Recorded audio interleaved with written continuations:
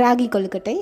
இதுக்கு வந்து நான் ஒரு 1 1/2 கப் அளவுக்கு ராகி மாவு எடுத்து அதை நல்லா வறுத்து எடுத்துக்கிறேன். இது கட்டாயம் வறுத்து தான் எடுக்கணும், ஏன்னா அப்போ தான் வந்து டேஸ்ட் நல்லா என்ஹான்ஸ் பண்ணி கொடுக்கும். இப்போ ஒரு ஜாரில் ஒரு 2 வாழைப்பழம், என்ன வாழைப்பழம் வேணால் எடுத்துக்கலாம். நான் இன்றைக்கி கற்பூரவள்ளி எடுத்துருக்கேன். இது கூட வந்து 1 கப் நாட்டு சக்கரை ஆட் பண்ணி நல்லா ஃபைன் பேஸ்ட்டாக அரைச்சி எடுத்துக்கோங்க. வாழைப்பழம் இருக்கிறதே தெரியாத அளவுக்கு நல்லா அரைச்சி எடுத்துக்கோங்க. இப்போ இது ஒரு பவுலில் ஆட் பண்ணிவிட்டு வறுத்து வச்சுருக்க 1 1/2 கப் கேழ்வரகு மாவையும் இது கூட ஆட் பண்ணி நல்லா பிசைஞ்சு எடுத்துக்கோங்க.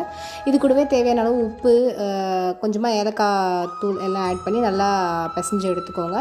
அப்புறமா வந்துட்டு ஒரு 1 1/2 ஸ்பூன் நெய் ஆட் பண்ணி குட்டி குட்டி உருண்டையாக பிடிச்சி எடுத்துக்கோங்க. இந்த உருண்டை எல்லாத்தையும் நம்ம இட்லி பாத்திரத்தில் வச்சு ஒரு 10 to 15 மினிட்ஸ் ஸ்டீம் பண்ணி எடுத்தோன்னா செம்ம டேஸ்டியான அண்ட் ஹெல்த்தியான ராகி கொழுக்கட்டை ரெடி ஆகிடுச்சு. இது இப்படியே சாப்பிட்டாலும் நல்லாயிருக்கும். குழந்தைங்களுக்கு கொடுக்கும்போது கொஞ்சம் க்ரன்ச்சியாக இருக்கிறதுக்காக தேங்காய் திருவி வச்சுருக்கேன், 1 கப் அதை ஆட் பண்ணி இது கூட வந்துட்டு கொஞ்சம் சுக்கு பவுடரும் ஆட் பண்ணால் ராகி கொழுக்கட்டை ரெடி. ட்ரை பண்ணி பார்த்துட்டு கமெண்ட் பண்ணுங்கள். அப்படியே நம்ம எப்படி பண்ண சேனல் சப்ஸ்கிரைப் பண்ணிக்கோங்க.